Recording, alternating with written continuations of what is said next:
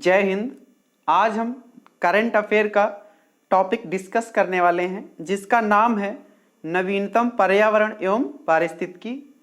Topic को discuss करने से पहले थोड़ा सा एक मोटिवेशनल कहना चाहेंगे कि वाकिफ कहाँ जमाना हमारी उड़ान से, वाकिफ कहाँ जमाना हमारी उड़ान से, वो और थे जो हार गए आसमान से। इसी जोश और जुनून के साथ अच्छे से डिस्कस करेंगे। पेपर में यहाँ से क्वेश्चन बनते रहते हैं तो अच्छे से सोचेंगे, समझेंगे और पढ़ेंगे आगे। ठीक है, तो फर्स्ट स्लाइड में जो हम डिस्कस करने जा रहे हैं, पहला टॉपिक जो है हमारा वो है 17वीं भारत वन रिपोर्ट 2021। मोस्ट इंपॉर्टेंट है पेपर के व्यू से, तो अच्छे से डिस्कस करेंगे।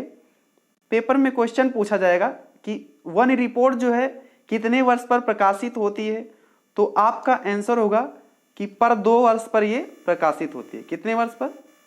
2 वर्ष पर। और ये सर्वप्रथम जो है 1987 में प्रकाशित की गई थी। भारतीय वन रिपोर्ट कब सबसे पहले कब प्रकाशित हुई? तो 1987 में प्रकाशित हुई। और कौन प्रकाशित करता है? तो आपको बताना है कि FSI forest survey of India इसे प्रकाशित करता है। ठीक है, और राष्ट्रीय पेपर में क्वेश्चन पूछा जा सकता है कि भारत में 33% वन होने की लक्ष्य कब रखा गया था होने का, तो आपको बताना है कि राष्ट्रीय वन नीति 1928 में जो आई थी उसी में लक्ष्य रखा गया था कि भारत में वन कितने होने चाहिए, तो 33% होने चाहिए। समझ में आ रहा होगा। ठीक है, नेक्स्ट स्लाइड। अब हम देखेंगे कि भारत में वन आवरण कितने हैं, कैसे क्या सिस्टम है, कहाँ सबसे ज़्यादा वन है, कितने एरिया में भारत में वन है, अच्छे से देखेंगे। तो भारत में जो प्रेजेंट टाइम पे वन है वो है 7,13,789 वर्ग किलोमीटर भारत में प्रेजेंट टाइम में वन है, जो कुल भूभाग का 21.71% है। ये 21.71% इंपॉर्टेंट है, तो याद रखेंगे कि प्रेजेंट में भारत में वन कितने हैं, तो कितने परसेंट हैं, तो आपका आंसर होगा 21.71% है। और एक फैक्ट है कि 2019 की तुलना में 1540 वर्ग किलोमीटर वन की बढ़ोतरी हुई है, तो ज़्यादा इंपॉर्टेंट नहीं है, तो ऐसे याद रख सकते हैं। ठीक है, नेक्स्ट है पिछली साल रिपोर्ट जो आई थी 2019 में और 2021 में जो आई है, 19 वाली रिपोर्ट से 0.22% अधिक वन हुए, मतलब बढ़ोतरी हुई वन में। ठीक है, और 17वीं जो वन रिपोर्ट आई है उसमें एक उपग्रह के द्वारा रिपोर्ट प्रकाशित की गई थी जिसका नाम है रिपोर्ट सैट 2। क्या नाम है? Report set 2। ठीक है, तो याद रखेंगे अच्छे से। नेक्स्ट स्लाइड है। नेक्स्ट स्लाइड में हम देखेंगे कि क्षेत्रफल के अनुसार सर्वाधिक वन किस राज्य में है, तो आपको बताना है कि क्षेत्रफल के अनुसार सर्वाधिक वन जो हैं वो प्रेजेंट टाइम में कहाँ हैं, तो मध्य प्रदेश में।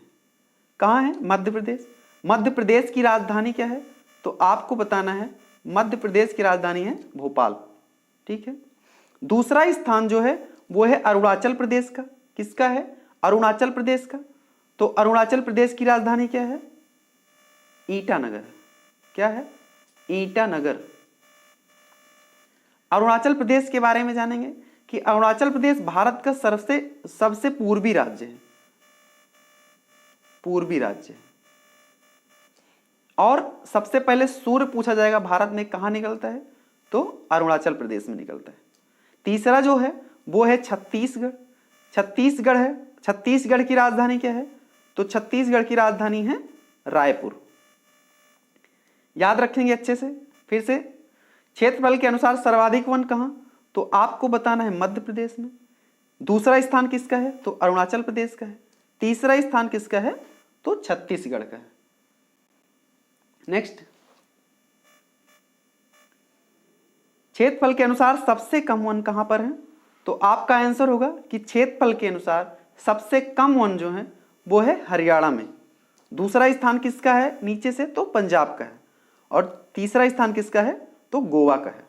याद रखेंगे, पेपर में बार बार क्वेश्चन यहां से बनते हैं, तो अच्छे से याद रखेंगे। हरियाणा की राजधानी क्या है, तो चंडीगढ़ है। क्या है, चंडीगढ़। पंजाब की राजधानी भी चंडीगढ़ है, और गोवा की पणजी है। गोवा की राजधानी पणजी है। नेक्स्ट, अब देखेंगे कि प्रतिशत में सर्वाधिक वन कहाँ हैं, तो प्रेजेंट टाइम में प्रतिशत के आधार पर सर्वाधिक वन कहाँ है, तो मिजोरम में है। दूसरा स्थान किसका है, अरुणाचल प्रदेश का है। तीसरा स्थान किसका है, तो मेघालय का है। किसका है, मेघालय का। अब मिजोरम की राजधानी क्या है, तो आइजोल है। आइजोल है। अरुणाचल प्रदेश की बता चुके हैं। मेघालय की क्या है, तो शिलांग है। मेघालय में 3 पहाड़ी विख्यात हैं, गारो, कौन कौन सी,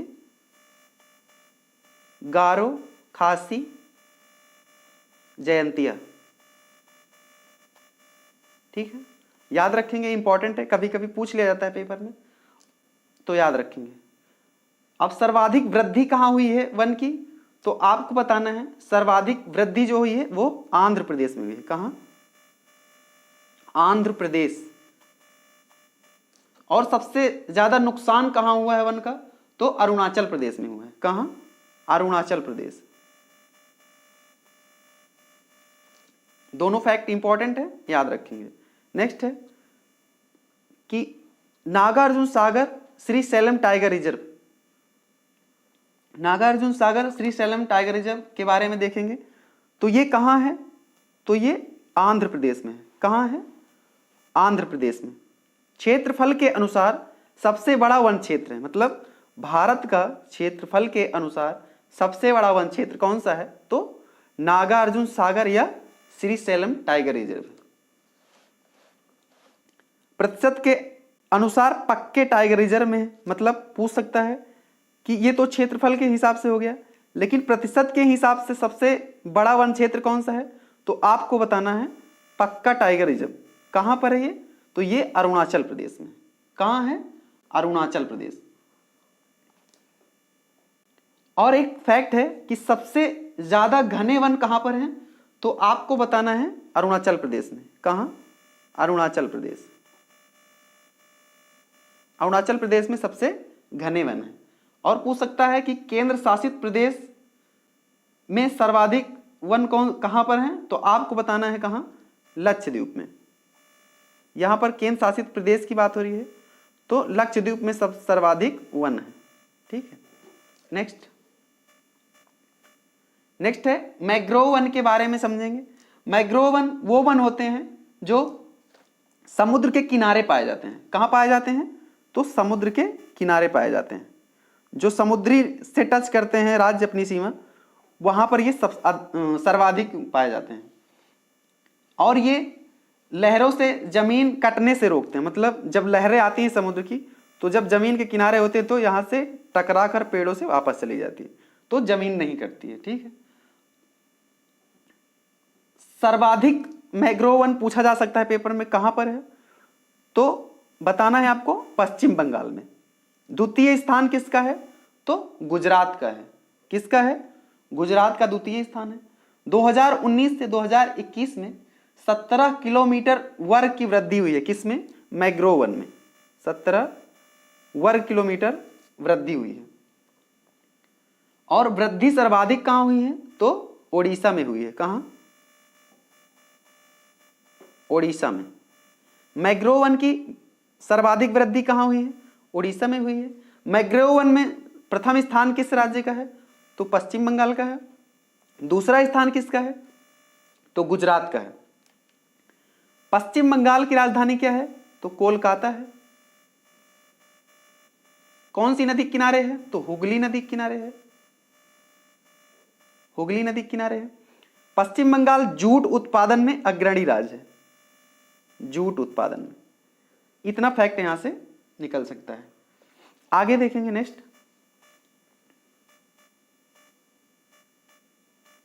नेक्स्ट है वर्ल्ड एयर क्वालिटी रिपोर्ट 2021। दुनिया के 15 प्रदूषित शहरों में भारत के 10 शहर आते हैं। ये तो बहुत दयनीय स्थिति है भारत की भाई, थोड़ा सा अफसोस होता है भारत के बारे में सोच करके कि देखिए दुनिया के 15 प्रदूषित शहरों में भारत के 10 शहर शामिल हैं। और सबसे कम प्रदूषित देश जो है वो कौन सा है, तो वो है न्यू कैलोडोनिया। न्यू कैलोडोनिया है, ठीक है। नेक्स्ट स्लाइड, सबसे प्रदूषित देशों की सूची अच्छे से समझेंगे, पेपर में पूछ सकता है कि वर्तमान में सबसे प्रदूषित देश कौन सा है, तो आपका आंसर होगा बांग्लादेश। कौन सा, बांग्लादेश सबसे प्रदूषित है। और दूसरे स्थान पर कौन सा है, तो चाड है। तीसरे स्थान पर कौन सा है, तो नल्ला पाकिस्तान है। और 5वें स्थान पर भारत है। भारत की स्थिति क्या है, 5वां, ठीक है। फिर से देखेंगे, सबसे प्रदूषित देश कौन सा, बांग्लादेश। दूसरा स्थान किसका, चाड का। तीसरा स्थान किसका, पाकिस्तान का। 5वां स्थान किसका, भारत का। मतलब 2 पड़ोसी देश जो है बांग्लादेश, पाकिस्तान, दोनों ऊपर ही हैं भाई भारत से, ठीक है। आगे डिस्कस करेंगे, सबसे प्रदूषित राजधानी कौन कौन सी है, तो सबसे प्रदूषित राजधानी भारत की राजधानी नई दिल्ली है। कौन है, भारत की राजधानी नई दिल्ली। बांग्लादेश की राजधानी ढाका है। ये 2 राजधानियां हैं जो बहुत सबसे ज्यादा प्रदूषित हैं। भारत की राजधानी, पेपर में पूछा जाता है कि भारत की राजधानी कोलकाता से दिल्ली कब बनी थी, तो आपका आंसर होगा 1912 में। कब बनी थी, 1912 में। लेकिन प्रस्ताव कब पारित हुआ था, तो 1911 में। कंफ्यूज नहीं होना है। अगर पूछता है कि भारत की राजधानी नई दिल्ली कब बनी थी, तो 1912, और प्रस्तावित कब हुई थी, तो 1911 में। अब देखेंगे कि सबसे प्रदूषित शहर कौन से हैं, तो सबसे प्रदूषित शहर जो है वो भावड़ी शहर राजस्थान का है और गाजियाबाद उत्तर प्रदेश का है। भावड़ी कहां पर है, तो राजस्थान में सबसे प्रदूषित शहर है। और दूसरा कौन सा है, गाजियाबाद। गाजियाबाद कहां पर है, तो उत्तर प्रदेश में, ठीक। नेक्स्ट, अब देखेंगे कि ब्लू फ्लैग प्रमाण पत्र किसको मिला है, तो अच्छे से समझेंगे कि ब्लू फ्लैग प्रमाण पत्र क्या है और कौन देता है। तो ये डेनमार्क की एक कंपनी है जिसका नाम है फाउंडेशन फॉर इन्वायरमेंट एजुकेशन। क्या नाम है, तो फाउंडेशन फॉर इन्वायरमेंट एजुकेशन। ये प्रदान करती है ब्लू फ्लैग प्रमाण पत्र। क्यों दिया जाता है, तो जो समुद्र तटों को स्वस्थ, सुरक्षित और सतत विकास में बढ़ावा देने का प्रयास करते हैं, उन्हें ये दिया जाता है। अभी हाल ही में किसे मिला है, तो कोलम समुद्र तट तमिलनाडु को मिला है और ईडन समुद्र तट पुदुचेरी को मिला है। और भारत में अभी तक 10 समुद्र तट को दिया जा चुका है। तो अच्छे से याद रखेंगे, पेपर में पूछा जा सकता है कि ब्लू फ्लैग प्रमाण पत्र हाल ही में किसे दिया गया है, तो आपका आंसर होगा कोलम समुद्र तट तमिलनाडु, ईडन समुद्र तट पुदुचेरी। और पूछा जा सकता है कि भारत के कितने समुद्र तट को अभी तक दिया जा चुका है, तो आपका आंसर होगा कि 10 समुद्र तट ऐसे हैं जिन्हें ब्लू फ्लैग प्रमाण पत्र दिया जा चुका है। नेक्स्ट स्लाइड में हम बहुत अच्छे से डिस्कस करेंगे रामसर स्थल के बारे में। रामसर स्थल से क्वेश्चन पेपर में बार बार पूछा जाता है, तो अच्छे से समझेंगे, यहां से क्वेश्चन नहीं छूटना चाहिए। रामसर स्थल जो है, एक बैठक हुई थी, स्थान का नाम है रामसर। कहां पर, ईरान में। कब हुई थी, 1971 में एक बैठक हुई। कहां हुई, रामसर स्थान का नाम है। और रामसर स्थान कहां है, तो ईरान में। और वहीं से सुनिश्चित किया गया कि रामसर साइट घोषित किया जाएंगे। और ये एक दलदला एरिया होता है जहां पर थोड़ा पानी का भराव होता है, वहीं ये संरक्षित किया जाता है। और बैठक तो 1971 में हुई थी, लेकिन लागू कब किया गया, पेपर में पूछा जाता है, तो आपको बताना है 1975 में। कब लागू किया गया, 1975 में। और पूछा जाएगा कि भारत कब शामिल हुआ इससे, तो भारत 1982 में शामिल हुआ। कब शामिल हुआ, 1982 में। भारत में प्रेजेंट टाइम में कितने रामसर स्थल हैं, तो आपको बताना है कि 49 रामसर स्थल हैं। फिर से पूछा जाएगा क्वेश्चन पेपर में कि प्रथम रामसर साइट भारत का कौन सा है, तो आपको बताना है चिल्का झील है। चिल्का झील कहाँ पड़ती है? ओडिशा में पड़ती है। 48वां रामसर साइट कौन सा है? तो खिजड़िया वन्यजीव अभ्यारण्य। कौन सा है? खिजड़िया वन्यजीव अभ्यारण्य कहाँ पर है? तो गुजरात में है, गुजरात में है। ठीक है। 49वां कौन सा है? तो बखीरा वन्यजीव अभ्यारण्य। बखीरा वन्यजीव अभ्यारण्य कहाँ पर है? तो ये अपने उत्तर प्रदेश में भाई। कहाँ है? तो यूपी में। इतना अच्छे से याद रखेंगे। फिर से रिवीजन करेंगे कि रामसर सम्मेलन कब हुआ? तो 1971 में हुआ। कब हुआ? 1971। लागू कब से हुआ? 1975। भारत कब जुड़ा? 1984 में जुड़ा। और भारत में वर्तमान में रामसर साइट की संख्या क्या है? तो 49। प्रथम रामसर साइट भारत की चिल्का झील ओडिशा। 48वां कौन सा है? तो खिजड़िया वन्यजीव अभ्यारण्य गुजरात। 49वां कौन सा है? तो बखीरा वन्यजीव अभ्यारण्य उत्तर प्रदेश। याद रखेंगे।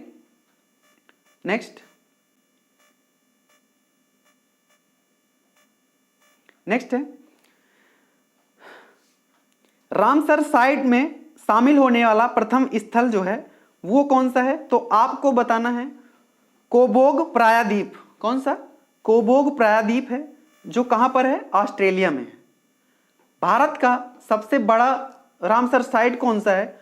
तो वो सुंदरवन वेटलैंड है। कौन सा है? सुंदरवन वेटलैंड। सबसे छोटा रामसर साइट कौन सा है? तो रेडिका वेटलैंड। भारत में सर्वाधिक जो रामसर स्थल हैं वो उत्तर प्रदेश में है। पूछा जा सकता है कि उत्तर प्रदेश में रामसर साइट की संख्या क्या है? तो आपका आंसर होगा 10 है। जो भारत का सबसे बड़ा रामसर साइट सुंदरवन वेटलैंड है वो कहां पर है? तो पश्चिम बंगाल में है। कहां पर है? वेस्ट बंगाल में है। और रेडिका वेटलैंड कहां पर है? तो हिमालय प्रदेश में है। अच्छे से याद रखेंगे। नेक्स्ट जो हम चर्चा करेंगे वो करेंगे तेंदुआ रिपोर्ट 2018 के बारे में। किसके बारे में? तो तेंदुआ रिपोर्ट 2018 के बारे में। भारत में कुल तेंदुआ कितने हैं अभी इस समय? तो 12,852 तेंदुआ हैं। सर्वाधिक कहां पर हैं? तो मध्य प्रदेश में है। कितने? 3421। दूसरा स्थान किसका है? तो कर्नाटक का है। कर्नाटक में कितने हैं? तो 1783। नेक्स्ट टाइगर गणना रिपोर्ट 2018, बहुत ही इंपॉर्टेंट, यहां से क्वेश्चन बनते हैं तो अच्छे से याद रखेंगे कि टाइगर गणना रिपोर्ट 2018 के अनुसार भारत में टाइगरों की संख्या कितनी है? तो आपको ये डाटा याद रखना है। 2967 टाइगर प्रेजेंट टाइम में भारत में हैं। और एक बात याद रखेंगे कि ये गणना तो 2018 की है, लेकिन प्रकाशित कब हुई थी? तो 29 जुलाई 2019 में। कब हुई थी? 29 जुलाई 2019 में हुई थी। बाघों की संख्या प्रेजेंट टाइम में कितनी है भारत में? तो 2967 है।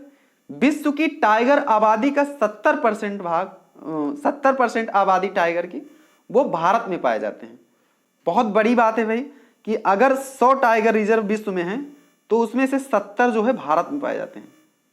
ऐसे हैं। ठीक है। तो फिर से रिवीजन करेंगे कि टाइगरों की संख्या भारत में कितनी? 2967। भारत में कुल विश्व के कुल आबादी का कितना परसेंट पाया जाता है? तो 70%। नेक्स्ट है राज्यों में टाइगर की स्थिति। सबसे ज्यादा टाइगर भारत में किस राज्य में पाए जाते हैं? तो वो पाए जाते हैं मध्य प्रदेश में। कहां? मध्य प्रदेश में पाए जाते हैं। कितने हैं? तो 526 टाइगर हैं। कर्नाटक में कितने हैं? दूसरे स्थान पर कर्नाटक। कितने हैं? तो 524। सिर्फ 2 टाइगर की कमी है यहां पर कर्नाटक में। तीसरा स्थान किसका है? तो उत्तराखंड का है। उत्तराखंड में प्रेजेंट टाइम में कितने हैं? तो 442 है। याद रखेंगे कि मध्य प्रदेश को टाइगर स्टेट भी कहा जाता है। क्या कहा जाता है? तो टाइगर स्टेट भी कहा जाता है।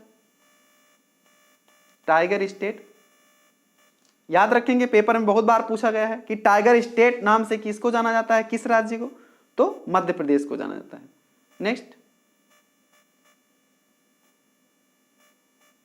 नेक्स्ट है कोप 26 के बारे में अच्छे से डिस्कस करेंगे। किसके बारे में? कोप 26। कोप 26 कहां हुआ? तो ये कोप 26 2021 का है। कहाँ हुआ? ग्लासगो स्कॉटलैंड में हुआ। कहाँ हुआ? ग्लासगो स्कॉटलैंड में हुआ। सॉरी, थोड़ा सा टाइगर के बारे में अच्छे से और थोड़ा सा जानेंगे, स्लाइड छूट गई थी। अभी भारत के 3 नए टाइगर रिजर्व घोषित किए गए हैं। पेपर में पूछ सकता है कि वर्तमान में टाइगर रिजर्वों की संख्या कितनी है, तो आपका आंसर होगा कि 53 टाइगर रिजर्व है। प्रथम टाइगर रिजर्व किसको घोषित किया गया था भारत में? तो जिम कॉर्बेट टाइगर रिजर्व। कौन सा? Jim Corbett tiger reserve.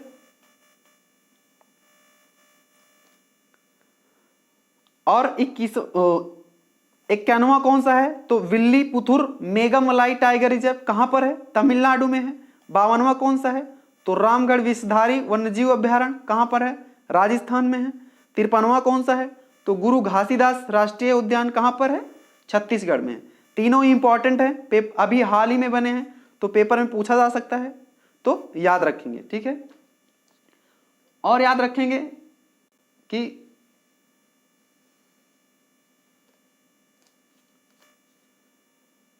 जो अभी कुछ 3 टाइगर रिजर्व में जहां पर अभी बाघ नहीं पाए जाते हैं, तो कौन कौन सा है?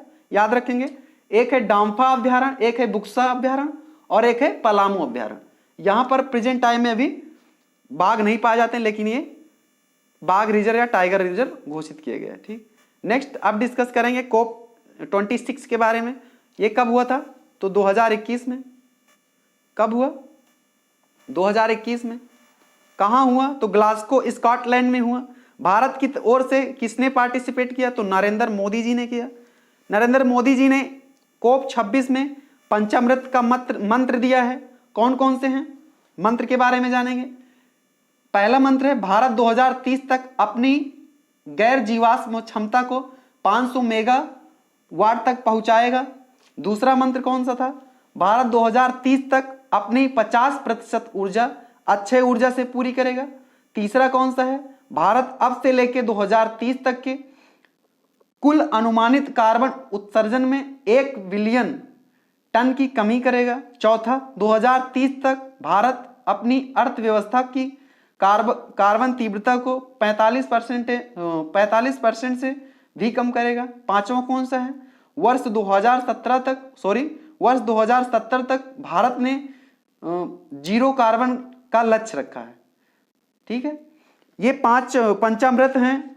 किसने दिए? तो नरेंद्र मोदी जी ने दिए। नेक्स्ट है एक कुछ इंपॉर्टेंट फैक्ट हैं COP26 के बारे में। पहला फैक्ट है कि COP26 में नरेंद्र मोदी और ब्रिटिश प्रधानमंत्री, कौन? नरेंद्र मोदी और ब्रिटिश प्रधानमंत्री बोरिस जॉनसन ने संयुक्त रूप से one sun one world one grid पहल की स्थापना की, मतलब शुरुआत की। याद रखेंगे, पूछा जा सकता है। और है अमेरिका अंतरराष्ट्रीय सौर गठबंधन पर हस्ताक्षर करने वाला 101वां देश बना। याद रखेंगे, दोनों फैक्ट बहुत ही इंपॉर्टेंट है, पेपर में पूछा जा सकता है, तो याद रखेंगे। नेक्स्ट पूछा जा सकता है कि COP27 कब होगा? तो 2022 में होगा। कब होगा? 2022 में। कहां होगा? तो शर्म अल शेख मिस्र में होगा। कहां? शर्म अल शेख मिस्र की राजधानी काहिरा है। ठीक है। COP28 कहां पर होगा? तो 2023 में होगा, UAE में। इंपॉर्टेंट है, तो याद रखेंगे। तो आज के लिए इतना ही। वीडियो को देखने के लिए बहुत बहुत धन्यवाद। कैसा लगा वीडियो कमेंट बॉक्स में बताएं, भाई। और चैनल पे अगर नए हैं तो सब्सक्राइब करें, लाइक करें। और ये PDF पाने के लिए डिस्क्रिप्शन में टेलीग्राम का लिंक है, तो उस पर पुश करके टेलीग्राम ग्रुप से ज्वाइन हो जाएं और सेम PDF ऐसे ही वहां पर डाल दी जाती है, तो वहां से देख लें। बहुत बहुत धन्यवाद वीडियो को देखने के लिए। आज के लिए इतना ही, कल मिलेंगे इसी के साथ। जय हिंद, जय भारत।